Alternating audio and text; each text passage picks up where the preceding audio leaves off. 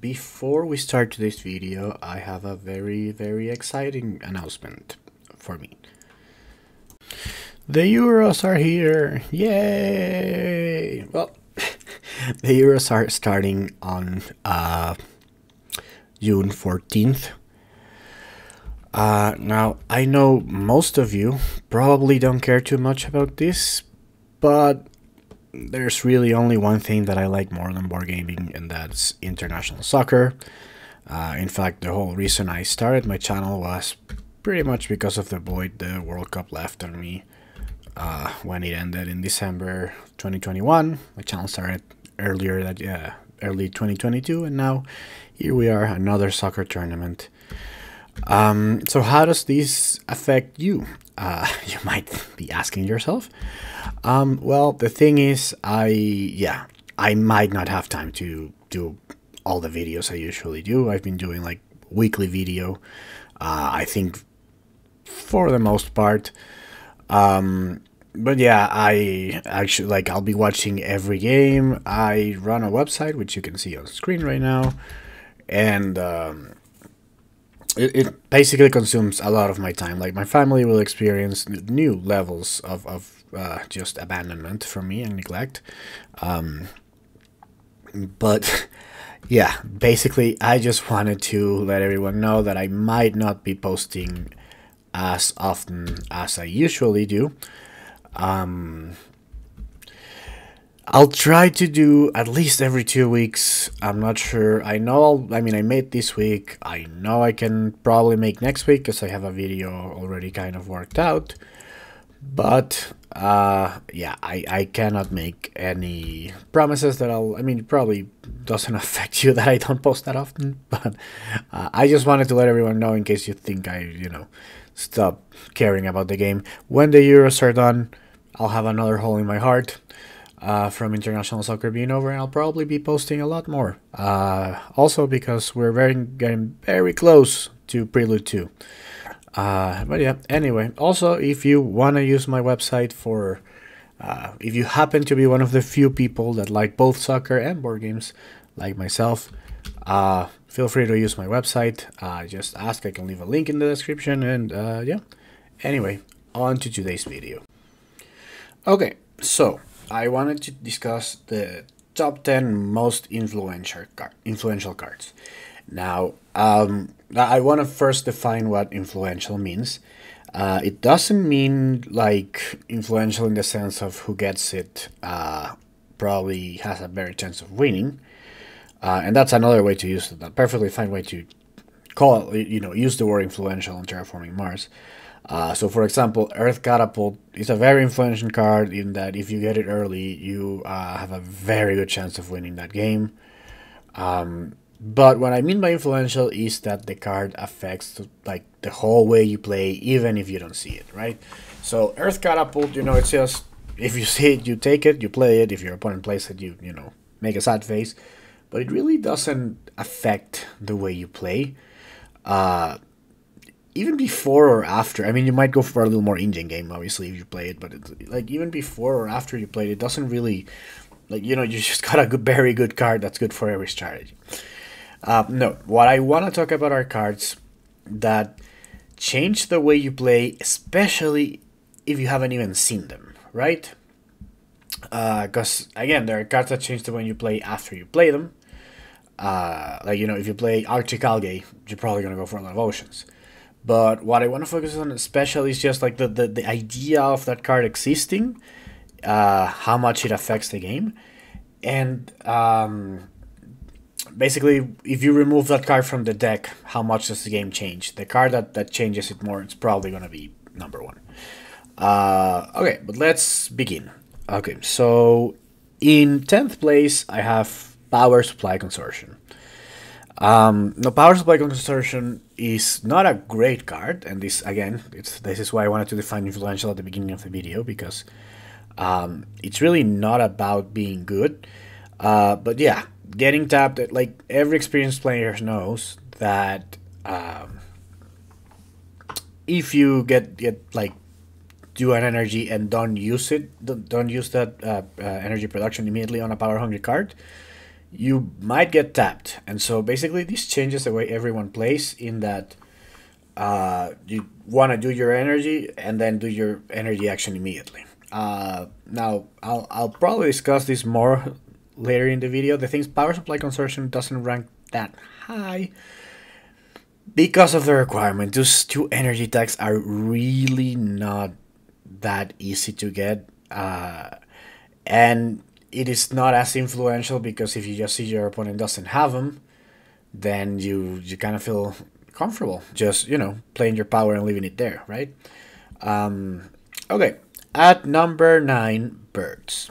Now, all 1-point animals are important.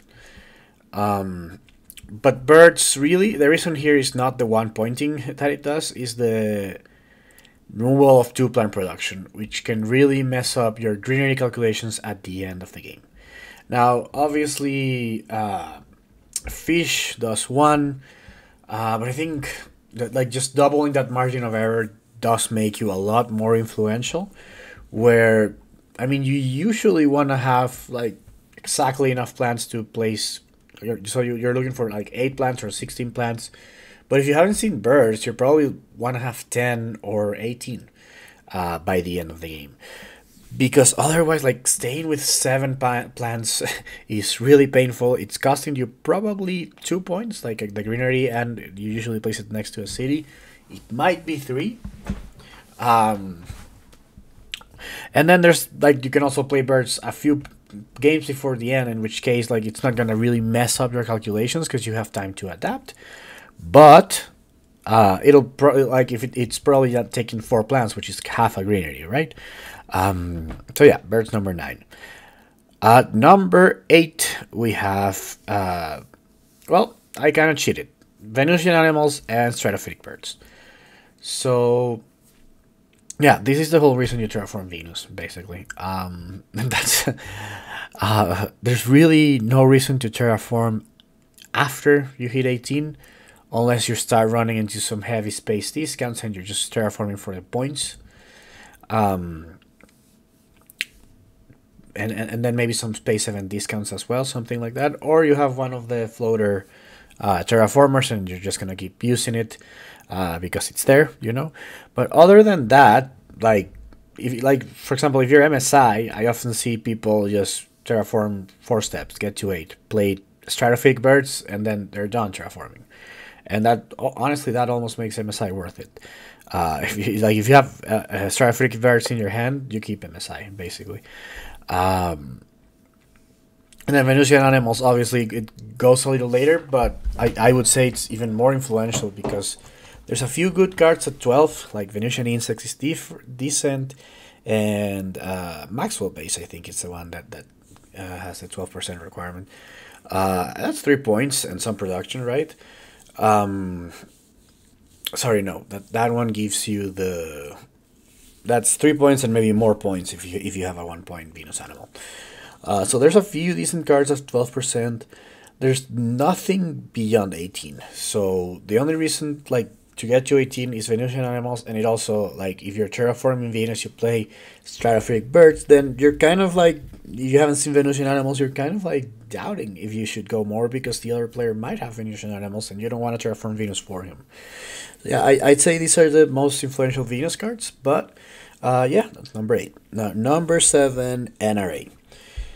NRA, yeah, this is probably makes you go for plant tax a lot more. If you remove this card from the game, first of all, the plant strategy would be a lot weaker, and second of all, plant tax would be a lot less important. Now, there's also things like insects, and the thing about insects is if you have 3 tags or 4 tags, it's not a huge difference. NRA is you're counting to 4. And your opponents will be looking at your tags and counting to 4. And if you're at 3, they're probably blocking any plant tags that you can play immediately because they're kind of afraid of them playing NRA early, right? And NRA also makes you keep bad plant cards like Lichen or Adapted Lichen. If that's your 4th tag, it's probably still worth playing it just so you can get NRA down, 2 or 3 gens earlier. Now, it's very influential. I don't have it higher because most of the influence is when you already see it in your hand. Like you'll do a little blocking of your opponent, again, if you see 3 tags, and if you decide to go for a plant strategy without it, you'll accumulate plant tags hoping that you get it. But it's not such a thing that you just play around it when you don't see it as much as other cards. Like number 6, Large Convoy. Large Convoy is the reason I keep 1-point animals, at least one point animal at any stage in the game. So I know a lot of experienced players don't do this, but if I see, you know, fish in my opening hand, I'm gonna keep it, even though I can't play it until much later. Yes, I like to have a 1-point animal that you can dump animals into. There's also, you know, nitrogen, imported, what is it? Yeah, imported nitrogen and imported hydrogen. I prefer playing imported hydrogen early for the plants. Imported nitrogen, you know, gives you 2 animals, but Large Convoy is just, it's just not the same without the 1-point animal. And so, and the 1-point animal is definitely not the same without Large Convoy, right? So, like if I see 2 1-point animals in my opening hand, I'm definitely ditching 1. And any 1-point animals that I get until the end of the game, unless they're really late, I'm probably not gonna take because they actually only give you 1 or 2 points each, right? So you don't want to keep 2 points like mid game. Obviously, if you get it late, yeah, you keep it.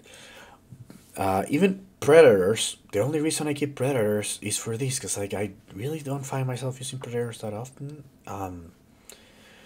So yeah, Large Convoy. The reason I just always keep up at least 1-point animal, even in my opening hand, even though I'm not gonna play it for 10 generations. Now numbers 5, and I cheated again. The Jovian Multipliers. Now there's 4, which means if you remove one, there's less effect on the game, and this is also like not a strategy that you see every game.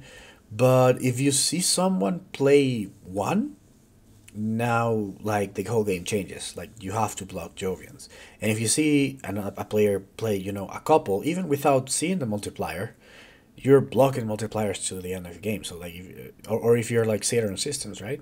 Your Saturn systems, the other players are gonna be blocking Jovians. Now that's also because of your bonus, but say you play, you know, Asteroid mining and Vesta shipyard, and now you have 3 titanium production, very expensive production. Now, if you do this in your first 3 generations, everybody's gonna think that you have a Jovian multiplier, and they're gonna be blocking Jovians the whole game. And this is only because they exist, because otherwise the Jovian strategy would have basically no synergy for the most part. They just tie it all up together, and you know, if it's, you don't see this every game, but if you see it, then like the whole draft changes because of it. At number 4, we have AI Central. Now, again, it's not because it's good, it's really because of the science requirement, and because it's really good.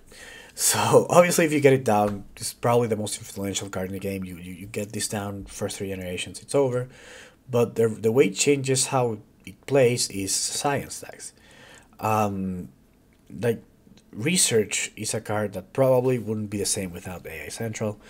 And also, if you're going for a rush, and you see that your opponent is building an engine and has no card draw, and then you see him at 2 science tags, then you should probably block the science tags. Even though you don't know if they have AI Central, you don't want them to get to 3. And so AI Central is the main reason why you accumulate or block science tags, and even play cards like I lost Search for Life. Like that, really, no one plays this for the 3 points. You don't always get him, obviously, but no one does it for that. And so yeah, I know there are other cards that also have a science requirement that are very good, but like if you think about them, like Mass Converter, really good, but you have to play it early. So I mean, you keep it if you're already having science tags. And at the end of the game, it's actually not useful at all. And then Antigraph, you're not even guaranteed to get there. Maybe you start out hard with like 5 science stacks and you know you'll get there. But if you have like anti-graph and 2 science stacks in your opening hand, do you know you're gonna get 5? No, not always. You could get rushed. But AI Central, like if you have 1 science stack in AI Central, even no science stacks in AI Central, that's your game plan. Like now, right? So yeah, number 4, AI Central. Number 3, I cheated again. It's Big Asteroid and Giant Asteroid. So, okay, in my original tiers, these were 3 and 4, but I really wanted to put Power Supply Consortium in at 10, so I merged these two.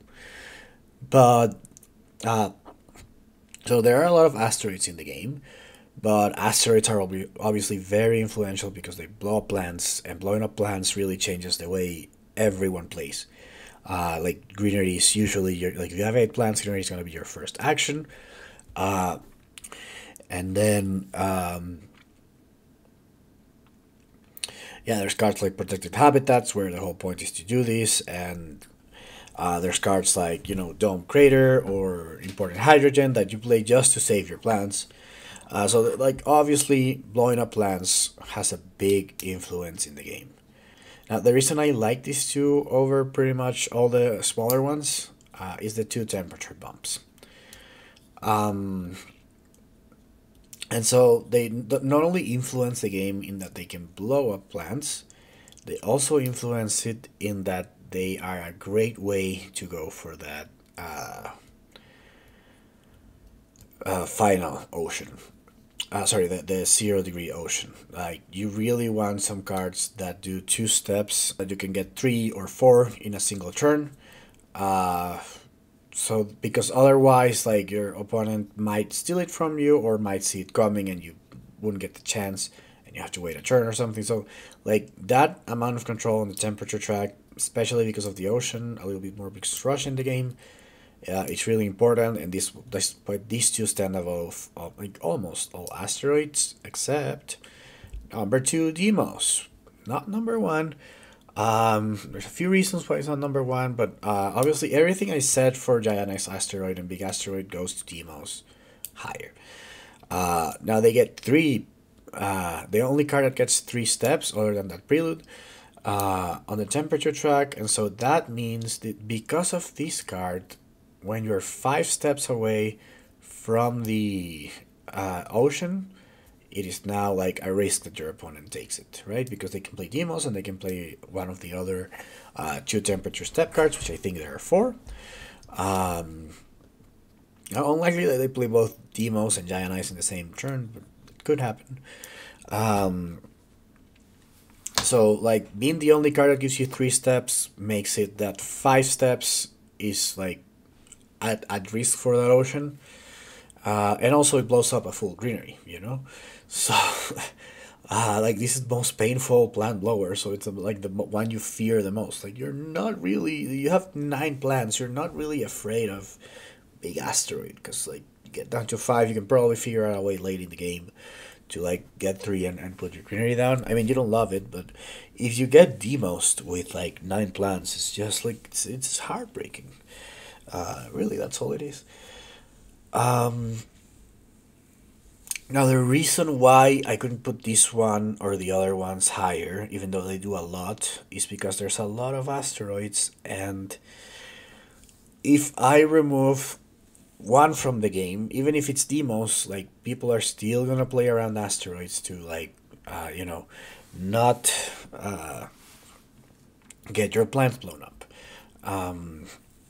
So you'd have to remove like a good number of asteroids for them to like really change the way everyone plays. It's just that these are the most important ones, and it's like blowing up plants is like one of the main things in the game that you have to keep your mind on. Before number 1, let's do a few honorable mentions. So obviously every other asteroid is also influential. Strip Mine being the only card that gets you 2 oxygen steps in a single turn, so that helps you get that temperature step that you can steal. All the things that can steal Banker. So, Zeppelins, satellites, all the Earth Cartel.